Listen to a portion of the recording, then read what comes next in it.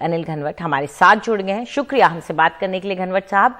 सबसे पहला सवाल जो सब लोग उठा रहे हैं वो ये है कि आखिर इस वक्त अब जब इलेक्शन हो गए और अब इसको रिलीज करने का, सार्वजनिक करने की क्या जरूरत थी? तो हमने इलेक्शन के चुनाव के नतीजे आने तक इंतजार किया, क्योंकि अगर ये पहले रिलीज होती तो इसका किसी पार्टी को फायदा हो सकता था, किसी का नुकसान हो सकता था। तो हम ये नहीं चाहते थे कि इस रिपोर्ट की वजह से चुनाव के माहौल में कुछ गड़बड़ी हो, इसलिए हमने किया था या रुके थे अब तक। दूसरी बात यह है कि ऑनरेबल सुप्रीम कोर्ट को हमने 3 बार खत लिख के उनसे विनती की थी कि इस रिपोर्ट को रिलीज की जाए, और उनको 1 साल का समय हमें देना था, तो हमने वो समय दिया।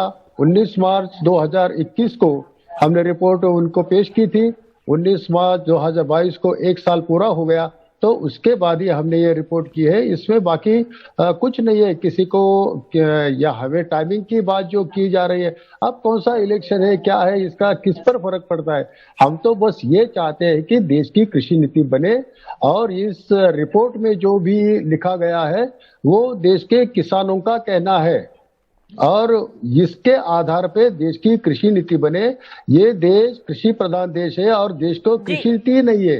ये 40 साल से हमारी मांग है, इन कानूनों की वजह से नहीं। घनवट साहब, जो दूसरे किसान नेता है, आज योगेंद्र यादव ने एनडीटीवी से बात की और उनका कहना है कि ये चोर रास्ते के, चोर दरवाजे के जरिए कानूनों को वापस लाने की कोशिश है। और वो ये भी कहते हैं कि आप दावा करते हैं कि आपने 73 संगठनों से बात की, लेकिन वो कहते हैं कि करीब 450 संगठन जो कि संयुक्त किसान मोर्चा के तहत आते हैं, उन्होंने तो आपसे बात नहीं की। वो कहते हैं कि ये फेक किसान संगठन है जो जिनसे आपने बात की है।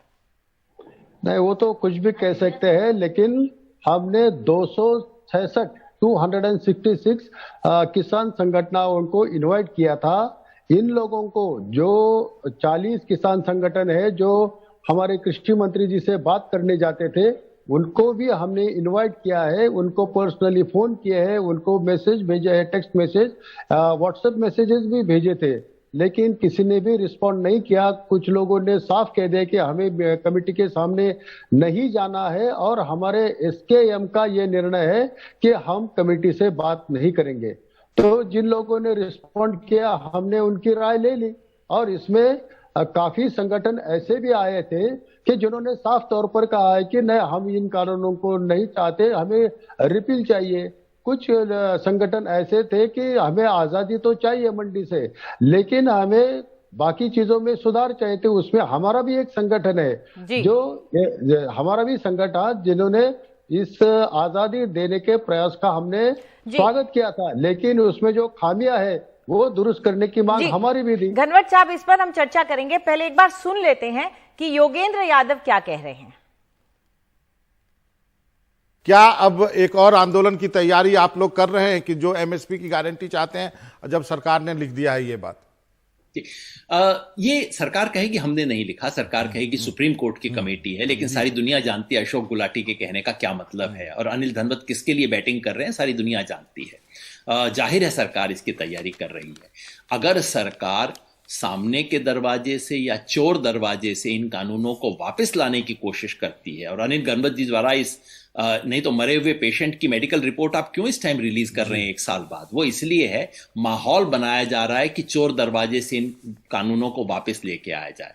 संयुक्त किसान मोर्चा और इस देश के किसान बर्दाश्त नहीं करेंगे, और ये आए ना आए, एमएसपी के सवाल पर हमारा आंदोलन अगले महीने की 11 तारीख से 17 तारीख के बीच पूरे 1 सप्ताह देश में एमएसपी गारंटी सप्ताह मनाया जा रहा है किसान आंदोलन की तरफ से, और हमारा लंबा संघर्ष उसके लिए शुरू हो चुका है। आपने सुना कि योगेंद्र यादव कहते हैं कि आप किसके लिए बैटिंग कर रहे हैं वो सभी जानते हैं। उनका आरोप जो है उसके बाद वो कहते हैं कि सरकार चोर दरवाजे से लाने की कोशिश कर रही है, तो वो कहते हैं कि आप माहौल बना रहे हैं, उनका ये आरोप है। भाई, हम तो किसानों के लिए बैटिंग कर रहे हैं। आज नहीं, 40 सालों से हमारा संगठन किसानों के लिए बैटिंग कर रहे हैं। इनके जैसा हम किसी के लिए पिच नहीं तैयार कर रहे थे। इन्होंने साफ साफ कहा है एक दूसरे डिबेट में कि इन्होंने पिच तैयार की थी बीजेपी को हराने के लिए, लेकिन जो बैटिंग करने वाले थे उन्होंने अच्छी बैटिंग नहीं करके बीजेपी जीत गई। हमारा ऐसा कोई उद्देश्य नहीं है का किसी को जिताने का, किसी का हारने का, हमारा कोई उद्देश्य नहीं है। हम तो बस किसानों की खुशहाली चाहते हैं, किसानों के जेब में पैसा आना चाहिए, और उसके लिए जो कानून किसानों को क्षति पहुंचाते हैं, उनके जेब में आने वाला पैसा रोकते हैं, उनको गरीब रख रहे हैं, ये कानून जाने चाहिए। उसमें कुछ पॉलिसी होनी चाहिए, देश की कृषि नीति बननी चाहिए, ये हमारा प्रयास है। उसके लिए हमारी लड़ाई शुरू है। ये बात अलग है कि मैं ये कमेटी में आ गया, ये बीजेपी ने कहा करके हम सपोर्ट नहीं कर रहे। हम 40 साल से जो कह रहे थे उसको बीजेपी सपोर्ट कर रही है, या अभी ये गवर्नमेंट सपोर्ट कर रही है। तो हमारा तो ये पुरानी मांग है हमारी, और हम ये लेके चलते रहेंगे। और ये एसकेएम जो है, इसमें तो योगेंद्र यादव कौन से किसान नेता बन गए? योगेंद्र यादव का किसानी से, खेती से क्या संबंध है? हम तो खेती में काम करने वाले लोग हैं। मैं खुद एक एग्रीकल्चर ग्रेजुएट हूँ और 40 साल से ये किसान आंदोलन से जुड़ा हुआ हूँ। गनवत साहब, आपके इस फैसले पर जो आपने इसको सार्वजनिक किया है, क्या आपके बाकी के दो साथी आपके साथ हैं? हाँ, बिल्कुल साथ है, लेकिन उनका कहना है कि वो इंटेलेक्चुअल्स है, एक्सपर्ट्स है, उनका काम है एनालिसिस करना, वो फीडबैक लेना और उसमें रिपोर्ट में दर्ज करना। उनका काम पूरा हो गया है। अब अगर आगे की लड़ाई एक किसान नेता होने के नाते आपको लड़नी है तो आप लड़िए, वो मुझे रोक नहीं रहे हैं। और इसमें वो इस झमेले में जो कहते कि ये झमेले में हम अटकना नहीं चाहते, तो इसलिए वो इससे दूर है, क्योंकि उनके पास वक्त नहीं होता। आज सुबह 8 बजे से मैं रात 9:30 बजे तक कैमरे के सामने बैठा हूँ। इतना वक्त तो उनके पास होता नहीं है, इसलिए। और मैं और एक बात क्लियर करना चाहता हूँ, मैंने प्लीज एक सेकंड। ये योगेंद्र यादव जी कह रहे हैं कि हम पिछले दरवाजे से कानून लाने की कोशिश कर रहे हैं। हम पिछले दरवाजे से नहीं, बिल्कुल राजमार्ग से देश की कृषि नीति लाने की कोशिश कर रहे हैं, चोर दरवाजे से नहीं। चोर दरवाजे से तो ये कानून लाने की कोशिश हो गई थी, ये विदाउट एनी डिस्कशन। तो इसके बारे में हम एक डिस्कशन पेपर तैयार कर रहे हैं, और उस डिस्कशन पेपर में इसमें तो सिर्फ मार्केटिंग फ्रीडम की बात की गई थी। वो total market freedom, technology freedom, infrastructure, export policy सभी को इसमें सभी इंक्लूड हो जाएगा, और एक देश की कृषि नीति बनेगी। और तो इसका बेसिस ये एक सवाल ये बनता है, क्योंकि आप जो बातें बोल रहे हैं उसमें सवाल ये बनता है कि जो कानून थे, जो एक ऑर्डिनेंस के जरिए लाए गए, कहीं ना कहीं किसानों को लगा कि उन पर थोपा गया, उनसे बातचीत नहीं की गई। क्या आप मानते हैं कि वो कानून जैसे थे वैसे ही सही है, या अब आप चाहेंगे अगर कानून आते हैं कोई, तो कोई बदलाव के साथ आए और एक अलग तरीके से आए?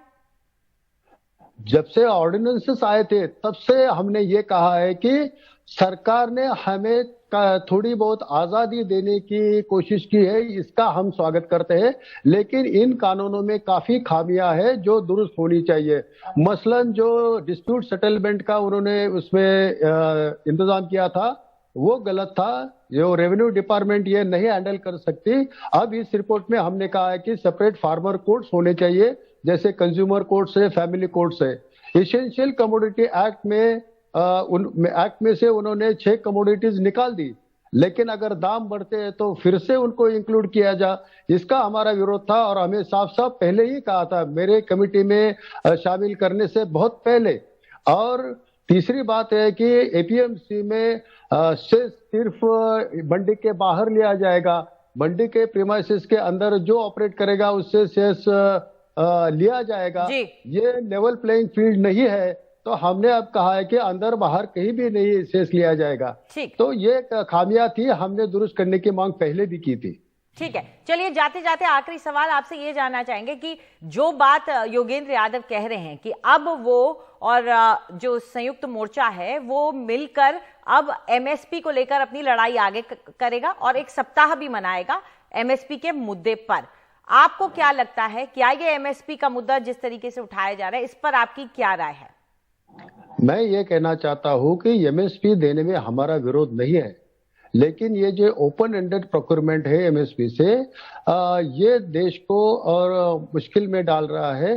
41 मिलियन टन की हमारी जरूरत है बफर स्टॉक की। हमें 110 मिलियन टन खरीदना पड़ रहा है और आगे और भी खरीदना पड़ेगा। तो इस सरप्लस का क्या करने का ये सवाल पैदा होता है। हमारे पास वो स्टोर करने के लिए सुविधा नहीं है, तो काफी 46% तो ऐसा खराब हो रहा है इसमें। तो इसे हम रिक्वायरमेंट के जितना खरीद करें और बाकी ऊपर का जो पैसा बचेगा वो पंजाब हरियाणा के किसानों के डाइवर्सिफिकेशन के लिए यूज किया जाए, इंडस्ट्री लगाने के, प्रोसेसिंग इंडस्ट्री लगाने के लिए खर्च किया जाए। ये हमारा रिकमेंडेशन है। एमएसपी का कानून बनेगा तो तकलीफ होगी। अगर कानून चाहिए एमएसपी का तो सभी रेगुलेशन जो खेती पे है, किसानी पे है, एग्रीकल्चर सेक्टर पे है, वो निकाले जाए, ये हमारी मांग है। जी।